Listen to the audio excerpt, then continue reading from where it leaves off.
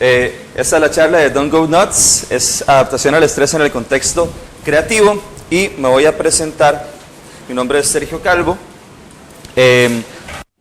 Mi puesto en estos momentos es de Senior Service and Interaction Designer en FIOR Costa Rica, que es un estudio de diseño de interacción y de diseño de servicios que pertenece a Accenture. Soy orientador de profesión, estudié en la UCR y también estudié diseño gráfico en la Universidad Creativa. Tengo experiencia en todo lo que tenga que ver con diseño centrado en la persona y en el diseño como agente de cambio. Aparte de eso, soy parte, junto con Glory, que está allá, del core team de IXDA, que es el Interaction Design Association, aquí en Costa Rica. Y también soy parte del core team del Interaction Design Foundation, aquí en Costa Rica.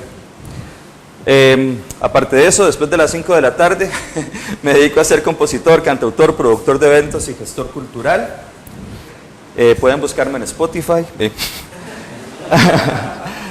Y también me encanta el stand-up comedy y, por no decir que tengo alma de gordo, digo que soy investigador gastronómico empírico, lo cual es nada más que me gusta mucho comer.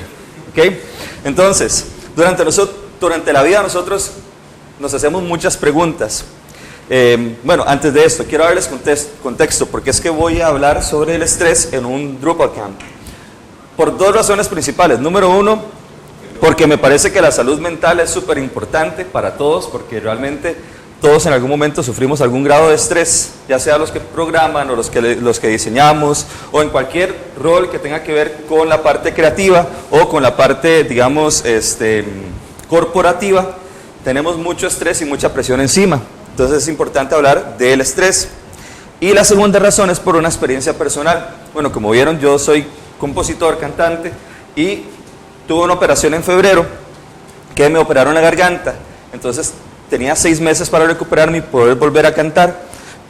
Y por situaciones que estaba pasando en el trabajo, los músculos de la garganta empezaron a colapsar. Entonces se me empezaron a hacer unos espasmos que me estaban cerrando la garganta y estaban generando que mi recuperación fuera más lenta, y eso me llevó a un ciclo de depresión y de más estrés que se reflejaba en el trabajo, que era el que me estaba estresando. Entonces constantemente fue pasando ahí como un ciclo, y tuve que hacer una pausa y decir, bueno, ¿qué hago? ¿Verdad? Y fui a mis conocimientos de cuando estudié orientación, que no tiene nada que ver con diseño, pero que algo me dejó en la vida, ¿verdad? Bastante conocimiento con respecto al comportamiento humano, y a partir de ahí es que desarrollé esta charla y me pareció importante compartirla. Okay. Entonces, nosotros en la vida comúnmente nos vamos haciendo varias preguntas. Entre esas preguntas está el ¿quién soy yo? ¿Verdad? Que cuando la respondemos de una u otra forma vamos teniendo un control sobre nuestro autoconocimiento, nuestra autoaceptación, también con quién estoy, que nos permite dar y recibir afecto, ¿verdad? Que es algo que nosotros constantemente nos vamos enfrentando y que de vez en cuando tenemos dificultades. Y en la etapa adulta, principalmente nos preguntamos ¿para qué estoy yo? Porque parte de las etapas de nuestro crecimiento, como parte de las etapas de nuestro crecimiento, hay un momento en nuestra vida que necesitamos empezar a producir, porque si no nos empezamos a sentir inútiles. Entonces, el qué hago y para qué soy yo me lleva a pensar en el trabajo, me lleva a pensar para qué es lo que puedo producir, y eventualmente me va a generar estrés. ¿Por qué estrés? Porque el estrés, como lo vamos a ver ahorita, es parte de nuestra vida diaria, es parte de lo que siempre vamos a enfrentar. ¿Qué es el estrés? Okay. El estrés viene de la palabra stress, que es un anglicismo y significa la tensión que se ejerce sobre algo. Pero también la Real Academia Española nos da una definición que habla de una tensión provocada por situaciones agobiantes que originan reacciones psicosomáticas, o sea, que tienen que ver con nuestra mente y con nuestro comportamiento y nuestro cuerpo, o trastornos psicológicos. Y Hans Selye, que es uno de los mayores representantes de la teoría del estrés, o el que acuñó el término estrés, habla de que es la respuesta del individuo ante las demandas que recibe, incluyendo toda la tensión y el desgaste causado por la vida. O sea, todo lo que tenga que ver con tensión, con desgaste, con retos, tiene que ver con el estrés. Entonces, algo muy importante es que nadie puede vivir sin experimentar algún grado de estrés todo el tiempo. ¿A qué me refiero con esto? Que no es un asunto solamente situacional o un asunto entre personas o un asunto de ataque, de autoataque, digamos, sino que nuestro cuerpo, nuestros sistemas siempre enfrentan estrés y siempre nos tenemos que ir adaptando a diferentes situaciones y problemas. ¿Ok? Por eso es que es importante hablar del síndrome general de adaptación. Este síndrome consiste en 3 etapas. Número 1 es la reacción o alarma. Eso tiene que ver mucho, por ejemplo, vamos a hacer una analogía con la infancia. En la infancia nosotros empezamos a conocer cosas, reaccionamos y a veces los chiquitos lloran, a veces se alegran y hay diferentes reacciones emocionales ante eso nuevo que se está conociendo. ¿Okay? El segundo paso es la etapa de resistencia. Y no me refiero a resistencia de resistir o apartar, sino que yo ahora sí resisto y camino con estas situaciones. Tiene que ver mucho también con la etapa adulta, ¿verdad? Donde todo tiene como una estabilidad y resisto las situaciones que me suceden. Y la tercera fase de las fases, es la etapa de agotamiento, que tiene que ver mucho con la vejez. Entonces hagamos esta analogía. De niños nos enfrentamos a cosas nuevas y generamos una reacción. En la etapa adulta todo se asienta, todo agarra estabilidad, pero llega un momento donde nos cansamos de las cosas. Y así pasa con todo. Por ejemplo, cuando uno come algo rico por primera vez, es como, madre, esto sabe muy bien. Y lo empieza a comer constantemente, pero llega un momento en que usted se harta de comer esto. Igual pasa con las canciones. ¿Cuántas veces hemos escuchado una canción que es, ¡ay, qué buena pieza! Y la escucho, y de un momento a otro es, ¡ay, no, esa canción es demasiado quemada! ¿Verdad? Entonces, eso es lo que pasa con la adaptación, y a todos nosotros nos adaptamos. Otra cosa importante es que la enfermedad y el envejecimiento prematuro son consecuencia de una mala o excesiva adaptación al estrés. Entonces, el estrés tiene un impacto directo sobre nuestro cuerpo, ¿okay? Tanto a nivel químico como a nivel mental, físico y demás. Y estarnos adaptando constantemente, o sea, que este proceso que vimos se repita muchas veces, nos genera fragilidad a la enfermedad y el envejecimiento prematuro. Nosotros tenemos 2 tipos de estrés. Por un lado, en el lado izquierdo tenemos el eustrés, que son las respuestas armónicas, naturales y sin consecuencias desagradables. O sea, cuando nosotros logramos adaptarnos al estrés. Este estrés bueno, ¿verdad?, causa placer, se quiere y se acepta en armonía. O sea, cuando nosotros queremos enfrentarnos a ciertas situaciones, por ejemplo, quiero comprarme un carro. Es un cambio que genera responsabilidades, pero lo busco. Aunque sé que me va a generar estrés, es un buen estrés. Pero por otro lado está el distrés, que son las respuestas excesivas que superan las capacidades de resistencia y de adaptación, que es el mal estrés, que disgusta, que se hace a pesar nuestro y en contradicción con nosotros mismos. O sea, se hace a pesar de lo que realmente queremos hacer en nuestra vida.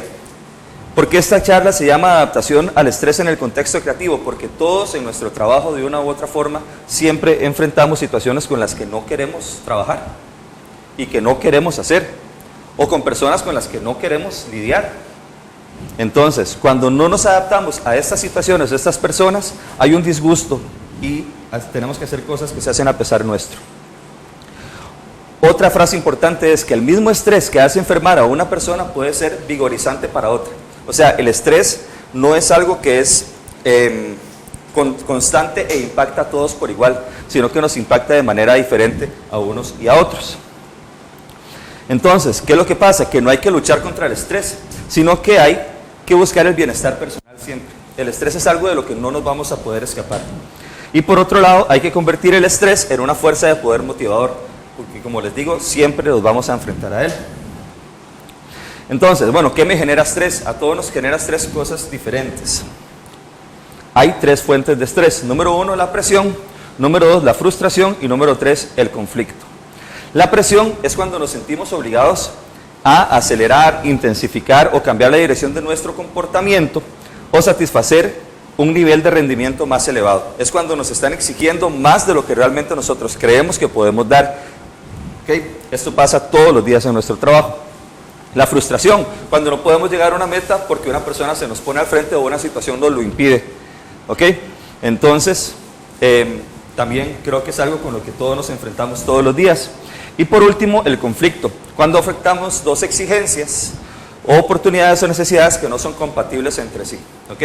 Entonces, ahí quiero como que vayan pensando en su trabajo, en su estudio, en su casa, cuáles son esas situaciones de presión, de frustración y de conflicto que nos está ocasionando estrés. Hay muchos estresores y esto nada más lo voy a pasar un poquito rápido por la falta de tiempo y también porque son un montón.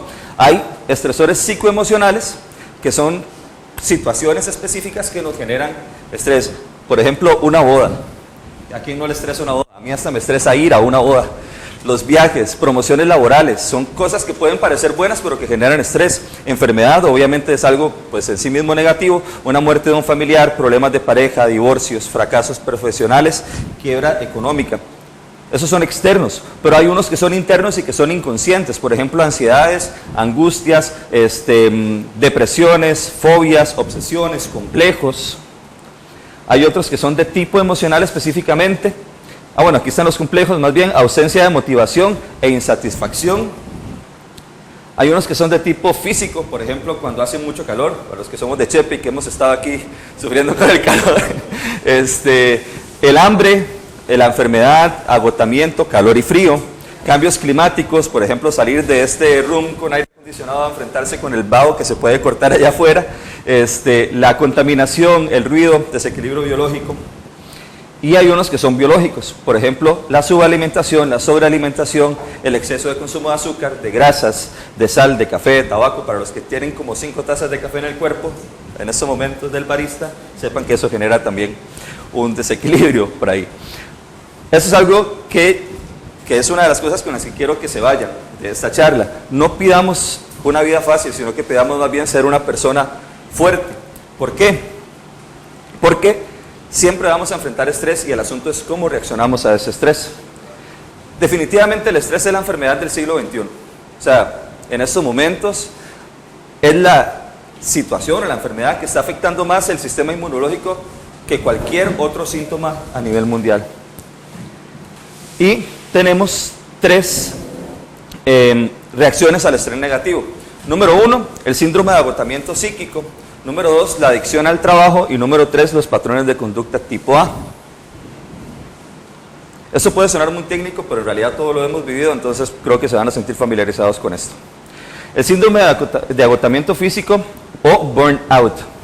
En algún momento se pensó que el burnout era una afectación que se daba solamente en personas que trabajaban en el ámbito social.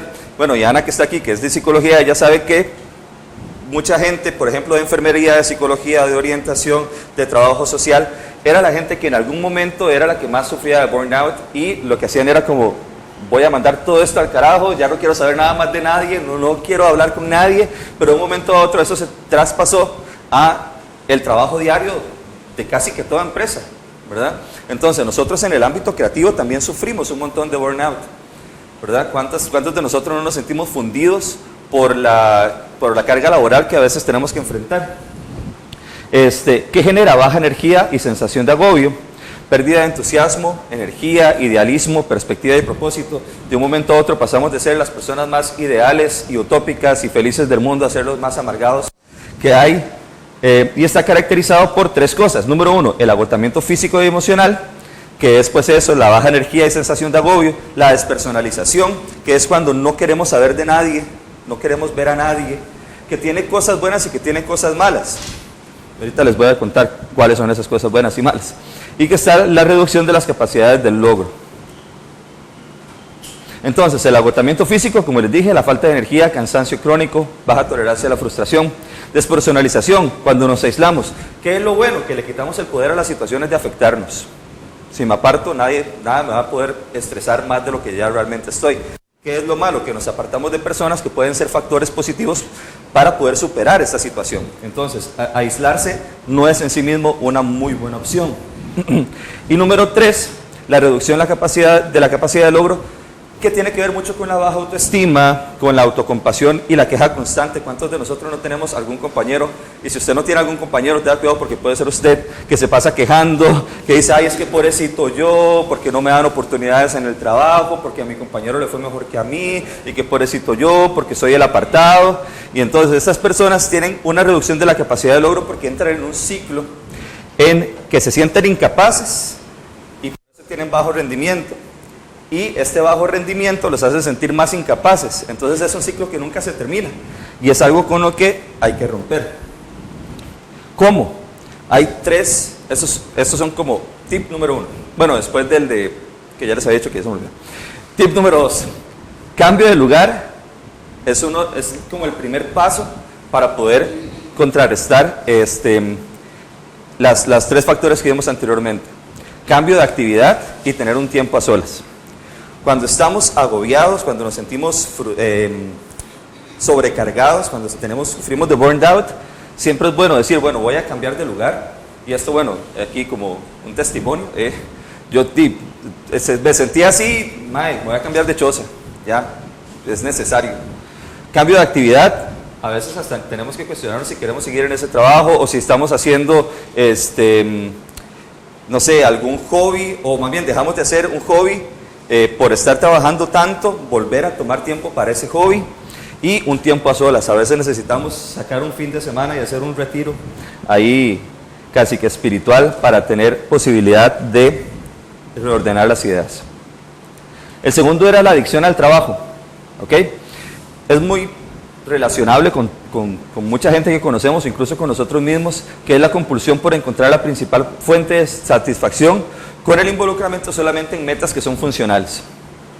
Se procura exageradamente, y no sé si esto le suena a alguien conocido o incluso ustedes mismos, se procura exageradamente mantener un altísimo rendimiento en todo, con conductas en extremo, y esas son las palabras clave, exageradamente y extremo. Conductas en extremo, perfeccionistas que llevan a trabajos donde no se tolera el más mínimo error o el más mínimo atraso en las entregas, digamos. Hay un asunto de autopresión en el tiempo, de activismo desenfrenado y de sobrecarga de responsabilidades. Aparte del excesivo, y esto está mal,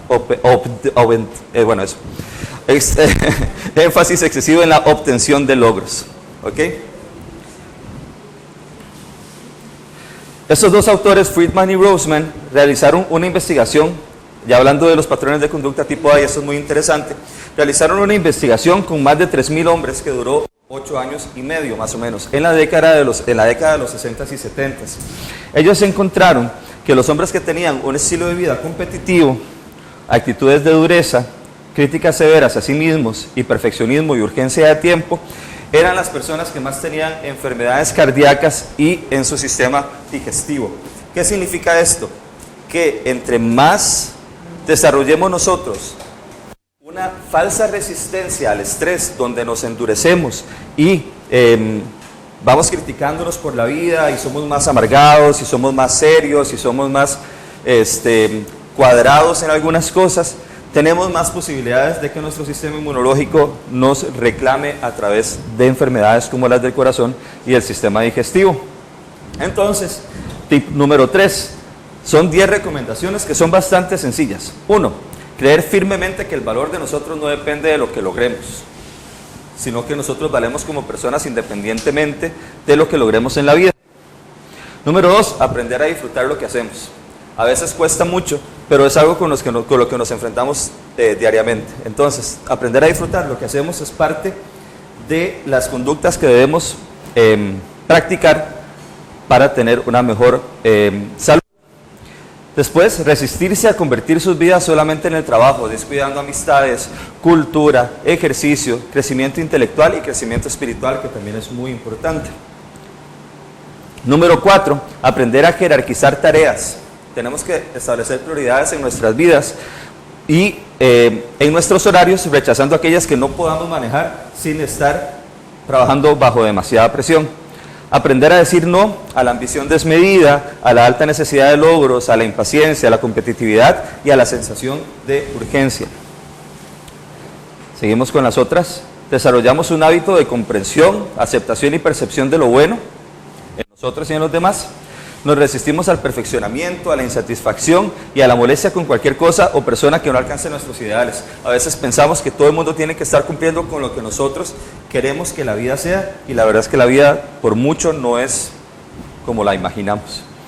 No comparar nuestros logros con los de los demás, que es algo que se da mucho en nuestros trabajos. Jugamos por disfrutar y no por competencia. Y hacer amigos que nos ayuden a ver estas conductas tipo A para cambiarlas. Entonces, esa es la parte ya digamos como práctica de la charla. ¿Qué hacemos para manejar el estrés? ¿Qué hacemos para adaptarnos al estrés? Esta charla está basada en un libro de un ex profesor mío que se llama Gastón de Messerville. Gastón desarrolló tres áreas, digamos, tres grandes áreas que son la autoaceptación, la capacidad de dar y recibir afecto y la adaptación al estrés, que son las tres áreas que les mencioné al principio. Con respecto a la adaptación al estrés, él elaboró una metodología que se basa en tres grandes áreas, y ahorita las vamos a ver. Es más importante manejar el estrés con propiedad que evitarlo a toda costa. ¿Qué significa eso? Que a veces nosotros vamos por la vida huyendo de las situaciones que nos agobian o que nos generan estrés, y realmente lo que debemos hacer es aprender a enfrentarlas. Entonces, dentro de la teoría de Gastón hay tres niveles de readaptación. Número uno, tiene que ver con situaciones ambientales o con los eventos. Veámoslo así. Son como tres pasos. Número uno, las situaciones o las personas que nos afectan, que nos estresan. Paso número uno. Paso número dos, las percepciones o evaluaciones que damos a esas situaciones. Y paso número tres, cómo reaccionamos fisiológica o emocionalmente a esas situaciones. Hay una teoría que se llama, una terapia que se llama la terapia racional emotiva conductual de Albert Ellis, donde él nos plantea que nuestras conductas son producto de lo que sentimos, y lo que sentimos es producto de lo que pensamos, o al revés, lo que pensamos genera emociones y las emociones nos generan actuar de cierta forma. Entonces, las situaciones o eventos son de naturaleza neutra y solo se convierten en estresantes cuando se perciben o evalúan de manera negativa. Entonces, puede ser que nosotros tengamos en nuestro trabajo a alguien que nos genere demasiado estrés, pero esa persona es un ente completamente separado de nosotros, y nosotros somos los que estamos dándole el peso negativo a esa persona y lo que esa persona está haciendo por nosotros para estresarnos. Las cosas que nos estresan realmente nos estresan porque nosotros le damos un peso negativo. Por ejemplo, lo siguiente: digamos que Olman y Glory van por la carretera y Glory va manejando, y ellos son novios, ahorita son novios. Entonces a Glory se le estalla una llanta y ella se baja y le dice: ay, Olman, por favor, ayúdeme, ayúdeme a cambiar la llanta. ¿Ah? Llame a Liz. Sí, Olman, aparte de decir llame a Liz, digamos, le ayuda. Él va a pensar como: madre, qué chiva, ella confía en mí y me ve como una persona fuerte, y entonces yo le voy a ayudar, y me ve útil, entonces le voy a ayudar a cambiar la llanta. Digamos que ellos se casan y a los 10 años va Gloria otra vez manejando y se le estalla la llanta. Y le dice: Olman, porfa, ayúdeme a cambiar la llanta. Y es como: madre, esta vieja, llame a Linz. Y entonces es la misma situación con diferentes interpretaciones. Las cosas que nos estresan, depende de cómo reaccionemos a ellas o de cómo las interpretemos, pueden generarnos o no generarnos estrés. Por eso es que veíamos que a veces hay cosas que nos estresan que otras personas más bien las vigorizan y las hacen sentir útiles. Entonces, lo que les contaba de la teoría de Gastón de Messerville, es que él plantea tres posibilidades o tres fases en las que se va a trabajar con el estrés. Número uno, la objetivización, que cuando nosotros no objetivizamos el estrés, tenemos una percepción desproporcionada y nos lleva a huir. O sea, cuando nosotros vemos un evento estresante, reaccionamos de manera sobredimensionada y por eso jalamos. No queremos estar ahí, no queremos enfrentarnos a esa persona, no queremos enfrentarnos a esas tareas, no queremos enfrentarnos a la situación con algún familiar. Entonces, esa es la primera parte. La segunda parte tiene que ver con el control. ¿Qué pasa si nosotros no controlamos el estrés? Sentimos una fuerte sensación de impotencia que nos impide combatir la situación que nos está generando estrés. Y número 3, la interpretación, que tiene que ver con que comúnmente a veces interpretamos un evento como absurdo, sin sentido, y nos resignamos totalmente a esa situación y no podemos hacer nada. Entonces, esto nos lleva a plantearnos la posibilidad de ver los eventos estresantes de manera objetiva, a actuar sobre ellos y a interpretarlos para que no simple y sencillamente nos resignemos a que están sucediendo y ya. Entonces, por falta de tiempo y porque yo pensé que, no sé por qué, que tenía 1 hora para hacer esta presentación y en realidad son 40 minutos, vamos a ver nada más la primera parte y es con lo que quiero que, lo más importante, digamos, de la charla.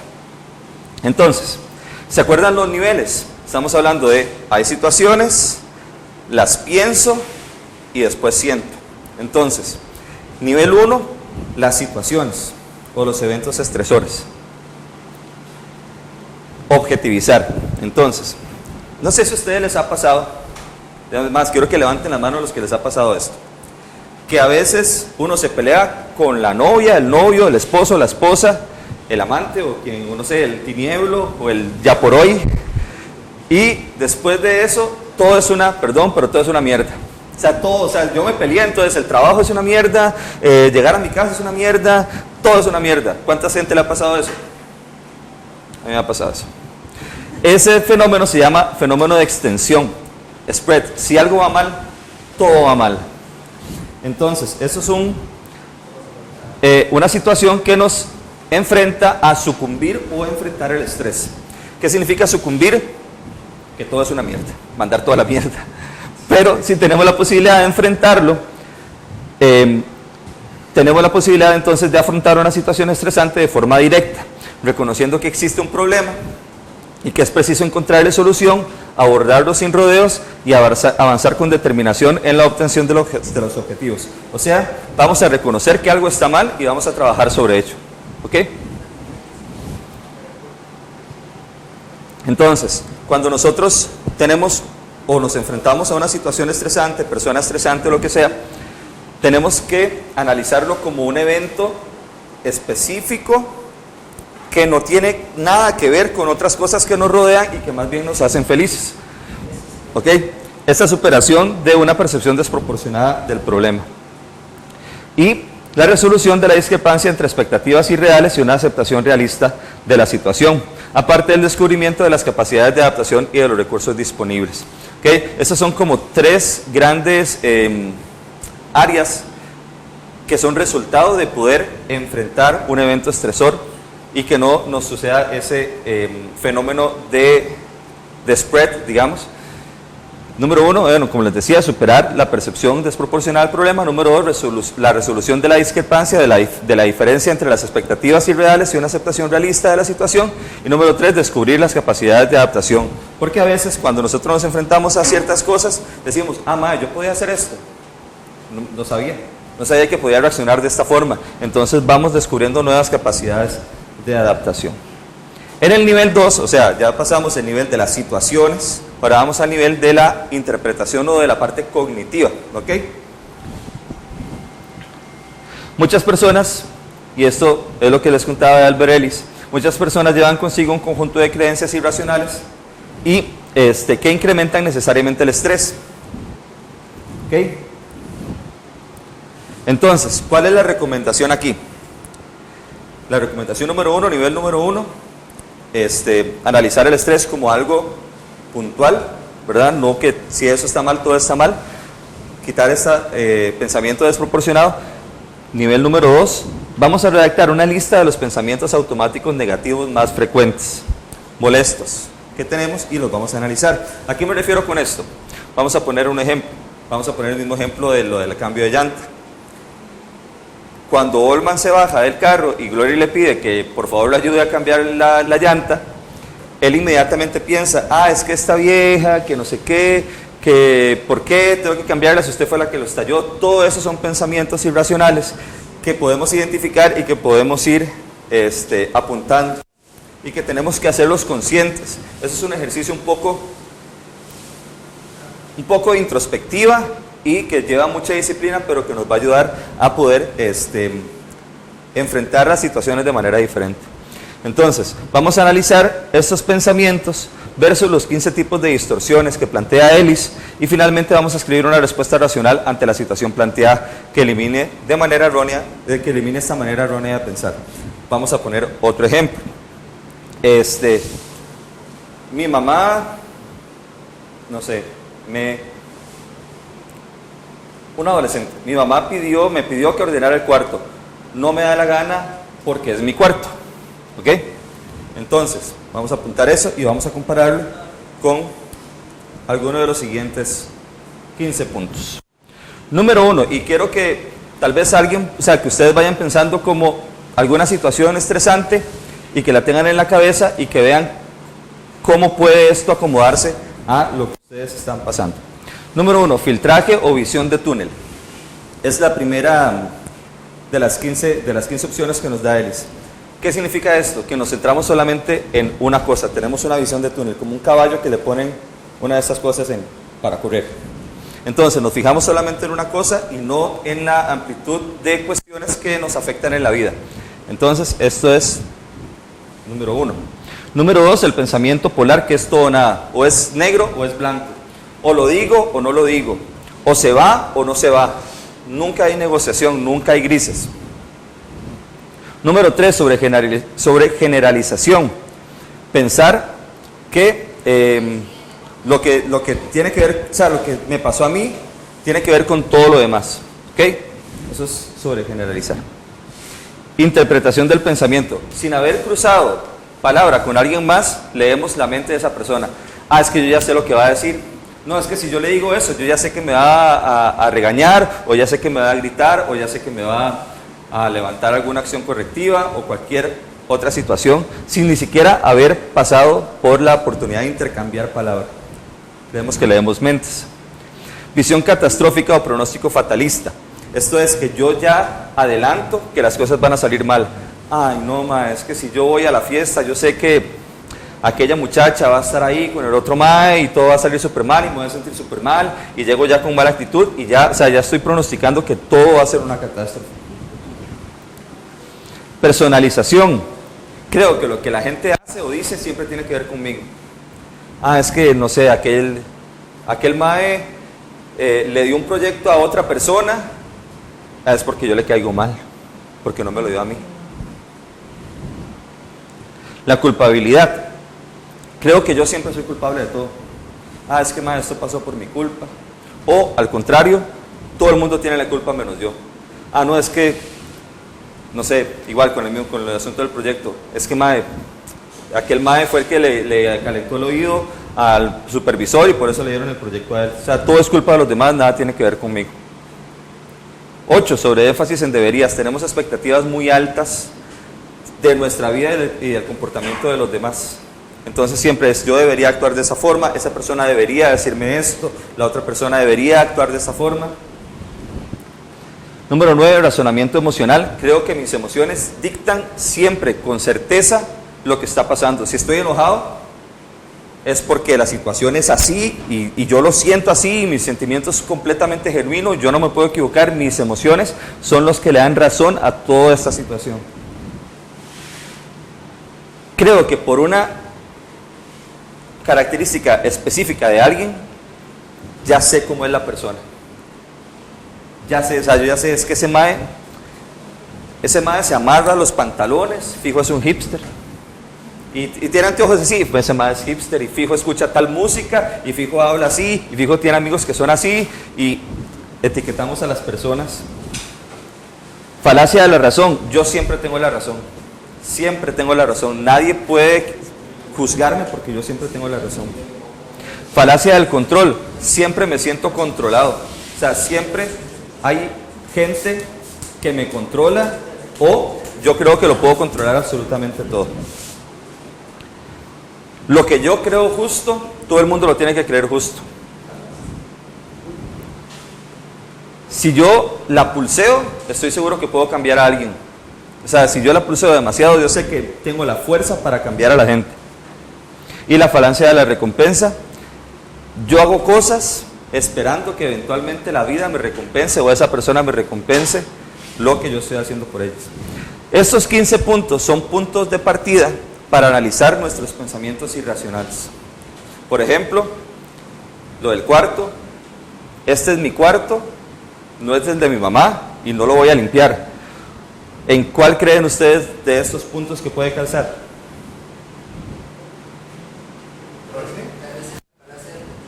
Falacia del control. ¿Cuál más? ¿Ah? Justicia. Ajá. Lo que yo creo justo, todo el mundo lo tiene que creer justo. Si yo siempre tengo la razón, nadie más tiene la razón más que yo. Si yo me mantengo en la situación en la que estoy, yo sé que mi mamá va a tener que aflojar en algún momento. Entonces, estos son 15 puntos de partida. Y es más, los voy a devolver por si le quieren tomar foto, para que ustedes tengan la posibilidad de analizar sus pensamientos irracionales. ¿Y qué los convierte en irracionales? Porque están sujetos a esas 15 opciones que no precisamente nos dan una visión real de la vida, ¿verdad? O sea, nosotros no siempre tenemos la razón, hay una cuestión de grises en la vida definitivamente, no todo tiene que ver con nosotros, no todo siempre va a salir mal. Si yo no hablo con la gente no me voy a dar cuenta de lo que realmente piensan o hacen. Entonces, a mí personalmente, recordar estos 15 puntos me abrió completamente la cabeza y me di cuenta que muchas acciones actuales tenían mucho que ver con estos puntos de acá. Por ejemplo, a mí me cuesta mucho lo de la falacia de la justicia. La gente que trabaja en cuestiones sociales o con gente siempre piensa que tiene lo justo, o sea, que está siempre del lado de la justicia, como dicen por ahí, del lado correcto de la historia. Y no es cierto, a veces lo que nosotros consideramos justo, no todo el mundo lo tiene que considerar igual. Ok, y después tenemos el nivel 3. El nivel 3, entonces, pasamos de las situaciones o eventos estresores a la parte cognitiva y ahora vamos a la etapa emocional o física. Mientras más fuerte es el sentido de coherencia de una persona, mayor será su éxito en manejar la atención. Ahora, ¿qué es el sentido de coherencia?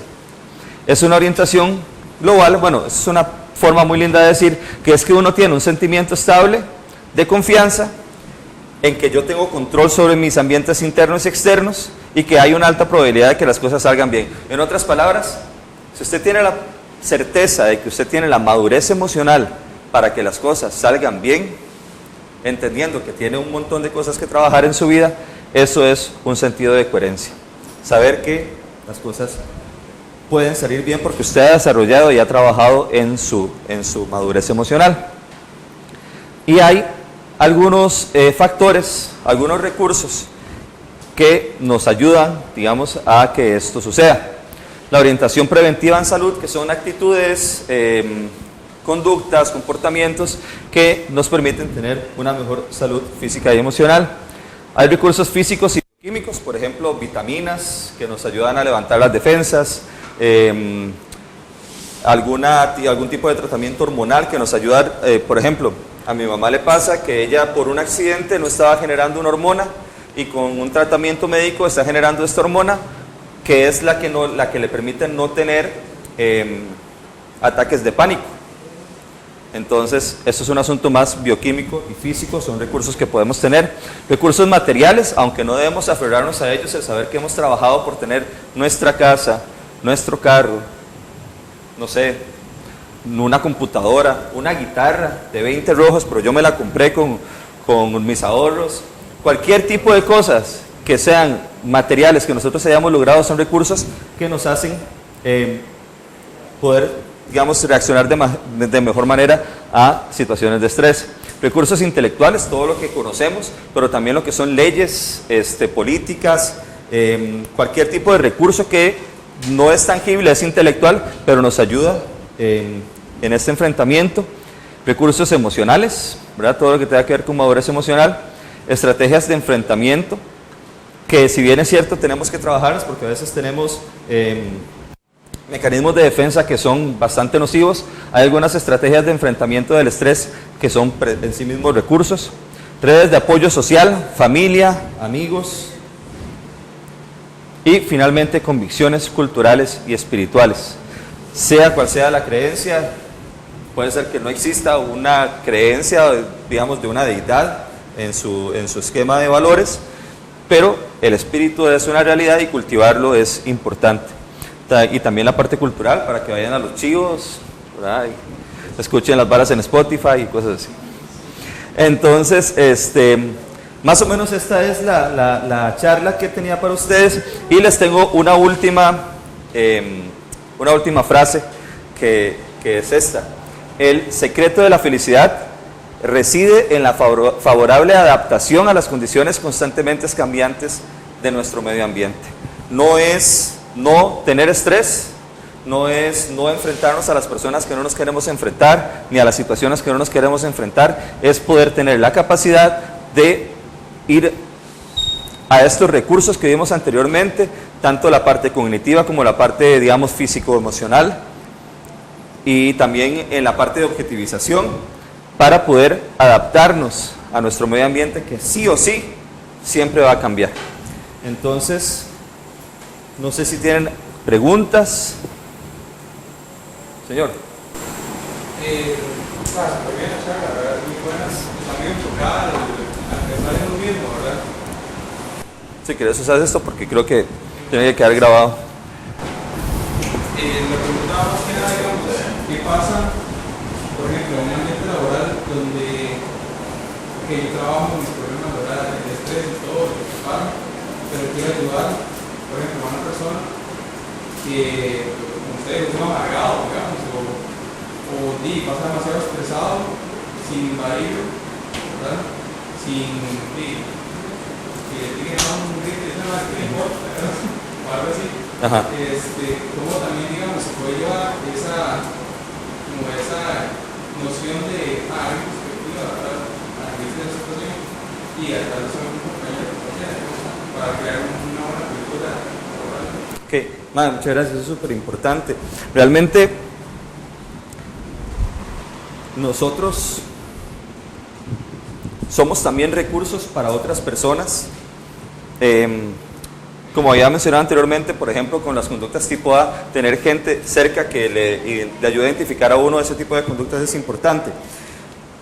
El acercarse tiene que ser de una manera natural, totalmente fuera de la línea de me voy a acercar para ayudarle, sino me voy a acercar porque es un ser humano y quiero acercármele, y en el momento que esa persona entable algún tipo de relación de confianza conmigo, ya sé que voy a tener la oportunidad de hablarle de ciertas cosas que yo observo en su conducta que puede ayudar a mejorar el ambiente. Pero de primera entrada, el acercamiento nunca debe ser como soy el salvador, y no es que digo que se piense así, sino que nunca uno se debe poner en la posición de voy a acercarme para ayudarle, sino voy a acercarme, generar confianza, y en el momento que genere confianza voy a poder presentarle algunas estrategias en la relación de amistad y confianza que estamos desarrollando. Si esa persona es demasiado amargada como para eventualmente generar esta confianza, pensaría yo que hay posibilidad también de abrir ese tipo de espacios para ese tipo de conversaciones en los teams en los que trabajamos, en los grupos, hablar con los managers, y si uno percibe algún tipo de situación que sea incómoda, tener la posibilidad de trabajar esos temas de salud mental que de una u otra forma siempre nos están impactando. Entonces sí, es tanto la parte personal como la parte grupal y la parte laboral, y cómo también eventualmente otros departamentos pueden ayudarnos, pero va como por ahí. No sé si alguien más tiene alguna pregunta. Sí, señor. Porque la charla en alguna medida me reflejó sin preguntar. Y yo creo que en alguna medida todo está reflejado, cosa que te agradezco y me parece importante la charla. Gracias porque normalmente yo estoy con la mano ahí, de alguna forma. Yo, por eso, con mi experiencia, y viví también muchas cosas de estas, y encargado se me provocaba mucho dolor de cabeza, problemas digestivos, y era producto de todo eso que estaba viendo, ¿no? Al extremo que a 34 años me dio una posatitis. Puedo dar un par, con el tiempo aprendí a ser más relajado, como decía Borges, a viajar más ligero, a ser más despistado, a caminar más bajo la lluvia, a observar más atardeceres. Eso como parece, nada más para decir que también he aprendido como a ser más ligero en la vida, en el sentido de que no todo lo puedo cambiar, de que no todo lo puedo mejorar, de que hay cosas que me van a afectar, otras no, y que algunas cosas puedo ayudar, otras no. Y también aprender a conocer un poco más, en el sentido de que si reacciono de tal o de otra forma, me va a afectar. Claro. Entonces, en ese sentido, luego obviamente aspectos como por ejemplo la alimentación, el ejercicio, eso me ayudaba mucho, el dormir adecuadamente, las horas necesarias, el saber cuándo tenía que parar. Antes yo trabajaba o estudiaba 2 de la mañana, ese era el ritmo mío de estudio, era más cortito. Entonces, cosas al final yo no entendía porque tienen que irlas desesperando. Y en esa medida uno se vuelve más ligero a lo largo de la vida, y eso le ayuda mucho. Porque hay que recordar que todo el estrés, al final lo que hace es una generación y producción de radicales libres en el cuerpo, que son como una especie de cortocircuito, ¿verdad? Claro. Y esto va quemando los tejidos y al final te provoca, que ya todos sabemos. No, muchas gracias por el comentario. En realidad, como les contaba, esta parte de objetivizar es una de las 3 fases, pero la parte de controlar es muy interesante y la parte de interpretar también. Entonces yo les invito a buscar este libro, se llama Ejes de Salud Mental, de Gastón de Meserville, que habla mucho también de la dieta, del sueño, del ejercicio, de aprovechar los recursos. O sea, lo que usted decía es tan sencillo como hacer una pausa y ver un atardecer, y ese tipo de cosas refrescan tanto el alma como el espíritu y también nos ayudan a ver la vida desde otra perspectiva. No sé si alguien más tiene alguna pregunta, comentario. ¿No? ¿Sí? Listo. Voy a sentarme en su lugar.